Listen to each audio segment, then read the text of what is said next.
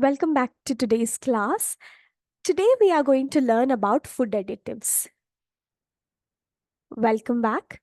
In today's class, we are going to learn about additives, food additives. Here we know that food has many ingredients present in it. It has food preservative in it. But beyond that, there are many more additives that are present in the food that can change the flavor of the food, that can change the consistency of the food, change the pH of the food. They are collectively called as food additives. So there are a list of food additives that we are going to see in today's video. Let's get started.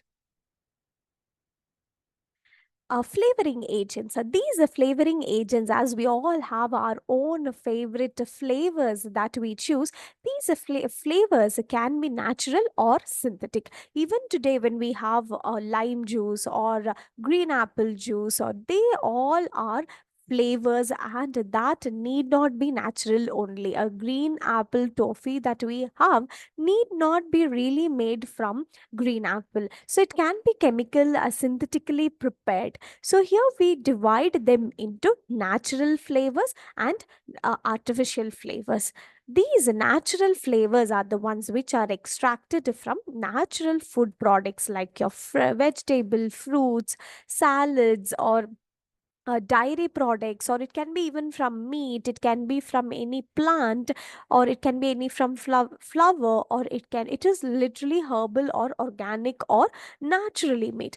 Natural identical flavoring substances are also presented that are chemically purified from an aromatic sources or synthesized from a chemical composition as a natural product. And here we have another class of flavoring agent, that is artificial flavoring substance, that is chemical based compounds. These natural flavors and artificial flavors are for their role is to add on to the flavor or create entirely a different flavor to the food. Flavor is not just with taste but also with the aroma that they give.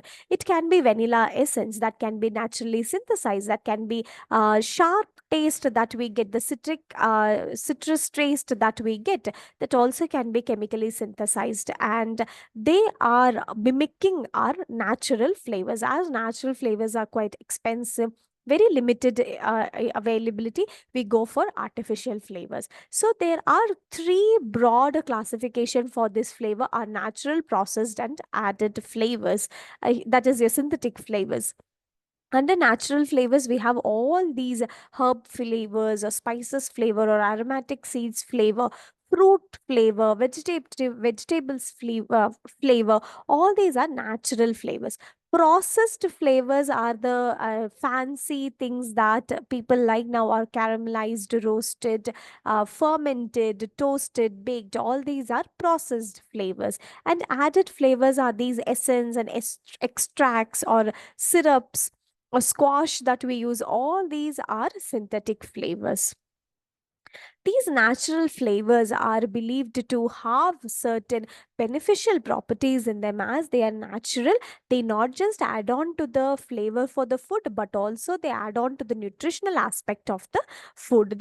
These are the examples for natural flavors, and these processed flavors tend to create a versatile flavor and the taste to the food by fermentation. It can be fermentation, it can be simple conversion of your grape into alcohol, that's wine. It can be conversion of milk to curd, or it can be conversion to cheese. All these are process flavor, as we all are in love with cheese because of their diverse flavors and the taste and the texture they have. These natural flavors are, it can be tannins or tannic acid, caffeine. All these are believed to be the natural flavors that are being widely used in food industry. And these are the list of synthetic flavors that I was emphasizing on. If I want to get apple flavor in my mocktail or in the beverage that I'm making or in the cake that I'm baking, I can use these synthetic components. For buttery, I can use this synthetic component. For banana flavor, I can use this synthetic component. So these natural flavors can be mimicked by these synthetic chemicals. And this is what is generally used in day-to-day industry. And these are the coloring agents. And other additive that are present in the food are coloring agents. And the taste is not just that is expected from the food. How appealing it is, how presentable it is, that plays a vital role in marketing your food, or making your food look more yummy to the kids. Here we understand that adding colors to the food makes them more attractive. The coloring agent shouldn't be changing the nutritional aspect, shouldn't be causing any change in the consistency of the food. It shouldn't be interfering with the pH or the water content in the food. All it has to do is just add on to the pigment to the food, and provided these pigments shouldn't be toxic. Generally colors that are available in the market are generally carcinogenic in nature, so it's important to be aware which color do we add in the food. So the next thing that we are seeing going to see is food stabilizers. These are nothing but the thickeners or the gelling agents that makes your food more thicker. When you make a soup or when you make a smoothie, we do not like it when it is too runny or too watery. It shouldn't be too thin. It is a smoothie, so it need to be a little whisk in nature. So to make our food have its right consistency, we add certain food stabilizers that enables the water molecules to be coagulated together, making them a little more whisk, a little more dense, so that they appear thick and their food doesn't look too watery. So these emulsifiers are, capable of emulsifiers, stabilizers, gelling agents. All these are the stabilizers that we add in the food, and these are the examples for the stabilizers. It's like when you make a jelly, you want them to be in a gel consistency. We do not want them too watery or too solid. So for that stipulated amount of gelatin, we add in the a mixture of the essence and water, and when you refrigerate it, it gives you the shape of the mold that you have added. That is because of the gelatin or the agar that we add. So this agar can also be produced natural stabilizers are also present, but generally people use these synthetic stabilizers. The next additive that we are going to see in today's class is acidulants.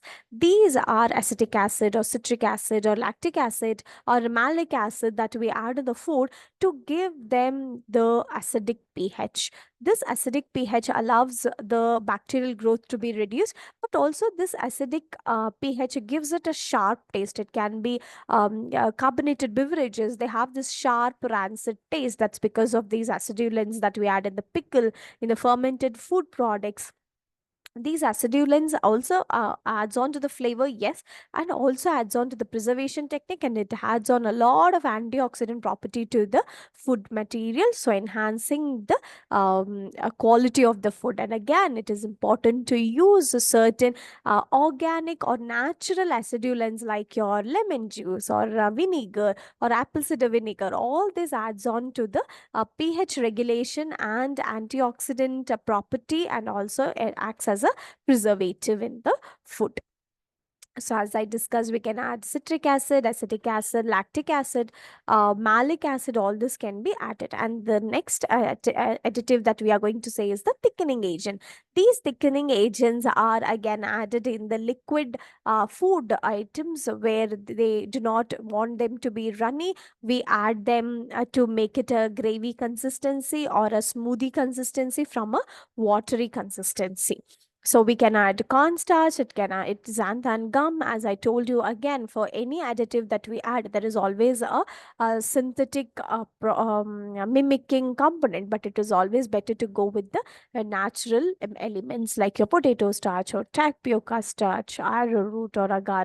And the last emulsifier additive is it helps to keep the molecules intended together. It won't allow the water molecule and the oil molecules to separate, or the heavy dense material and the non-dense material to get separated. These emulsifier will keep the consistency of the food homogeneous. They won't allow the water to get separated, or they won't allow the less dense molecules to float on top. So emulsifiers keeps the ingredients of of the food material uniformly dispersed throughout the food, and especially water and oil separation will not happen, density separation will not happen, so the food is homogeneous entirely. So these are the examples for the emulsifier and the or commonly the food additives that can be added in which type of food, which in additive in which type of food should be taken the utmost care. So this acts as a consolidated table for us to understand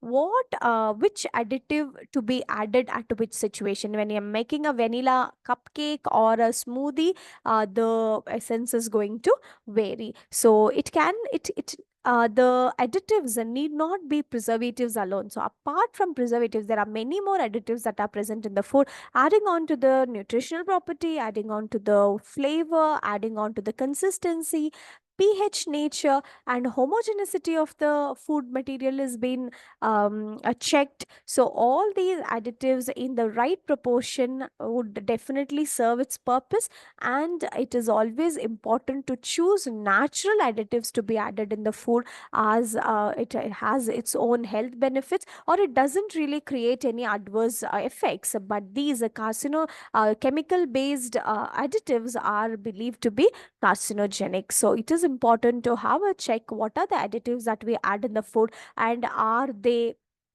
good or bad to the human health, must be fact checked once before added. So thank you so much.